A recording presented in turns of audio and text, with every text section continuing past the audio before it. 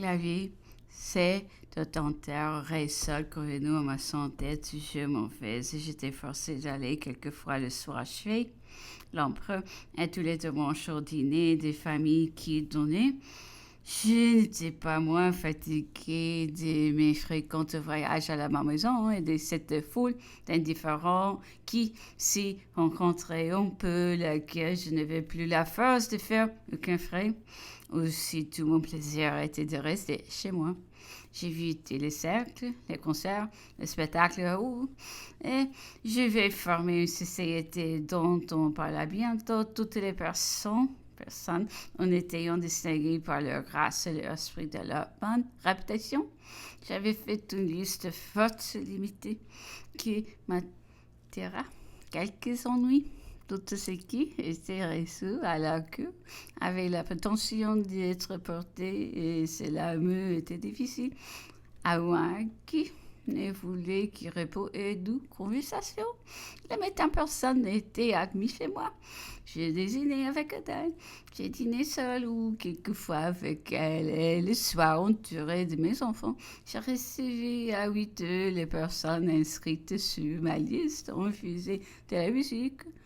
On jouait au billard, une grande table ronde au milieu du salon, procurait chacun l'occupation qui lui convenait. Les dames travaillant ou causions, on prenait du thé à 10 heures et bien souvent minuit ou 1 heure du matin venaient arrêter une discussion animée qui serait prolongée fortement dans la nuit sans la faible santé de la maîtresse de la maison. J'ai eu beaucoup de peine à persuader à mes officiers de ne pas rester debout comme sous les arbres et de prendre part aux agréments de la société. Je voulais que mon intérieur ressemblât à une réunion de famille où le bon ton régnait toujours. Et une qui était paisible n'exclut pas le respect dû à celle qui la préside. J'étais si bien parvenu à composer un salon comme je l'entendais, comme il n'en existait plus beaucoup, qui eut une réputation que j'étais loin de désirer. Malgré mes grands cercles et mes balles, l'ambition de chacun était de venir à mes petites soirées. Mes belles sœurs me critiqueront beaucoup de recevoir les hommes en frac. J'ai crié même les mécontentements de l'empereur si l'on était instruit. Il me dit simplement, monsieur, on est sûr que vous avez un bureau d'esprit chez vous. Comme il faut qu'on parle toujours de nous, oui, répondis-je, je me tiens cette réputation-là qu'une autre, et il ne faut plus question de rien. Cette société devait me plaire sous plus d'un rapport. Je me disais avec satisfaction, aujourd'hui, ce sont des connaissances dans 10 ans, ce seront des amis. La calomnie ne m'atteindra plus. J'aurai au moins des défenseurs. On peut m'approcher à présent, me juger. Et si j'ai procure quelque agrément, j'aurai au retour de l'affection. Qui me faut-il davantage? Je ne casserai pas que le désir de voir chez moi l'homme que j'aimais me fait en recevoir beaucoup d'autres et prendre plus de soin à me former un intérieur agréable. Je ne priais jamais ceux qui j'avais prévenu une fois pour toutes qui étaient sur ma liste. C'était ma façon d'entendre la vie de société. Je ne voulais pas que mon rang imposât la contrainte d'accepter mon invitation et d'en refuser d'autres plus agréables peut-être.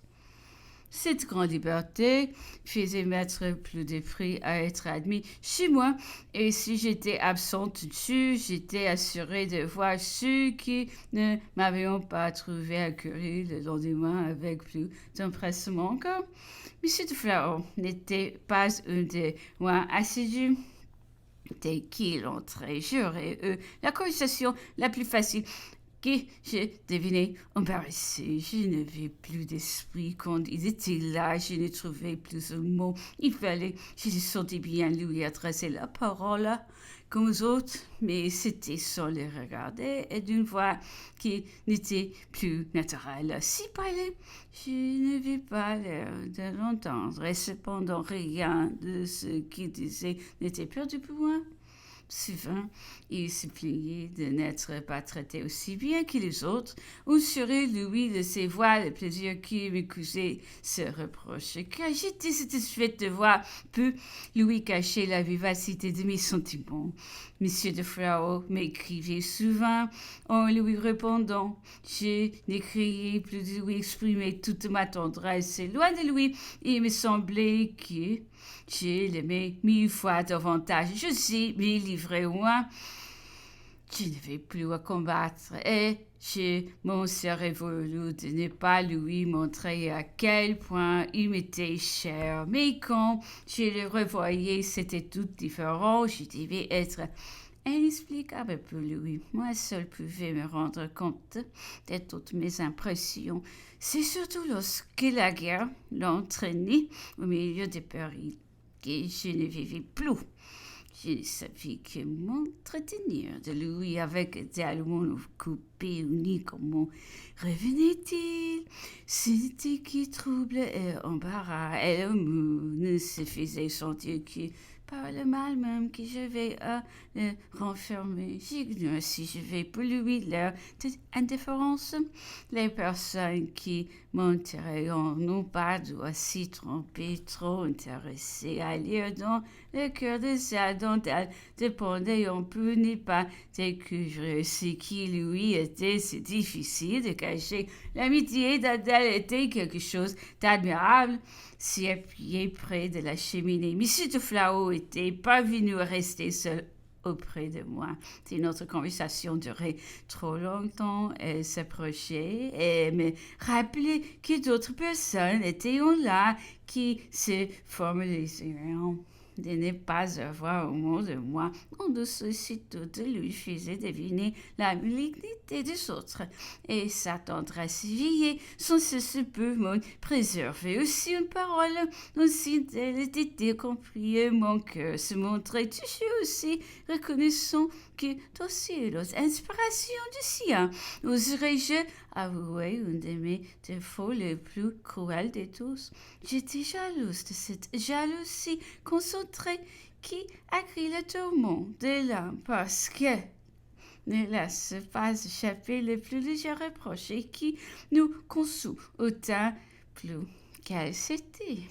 Monsieur de Flau était l'homme dont les qualités et les défauts pouvions les plus entretenir un tel sentiment, l'air distingué, l'esprit vif, agréable, brillant même, sensible mais légère, plus animé du désir de plaire qui pénétrait du besoin d'être aimé tout entière, ce qui faisait un charmant.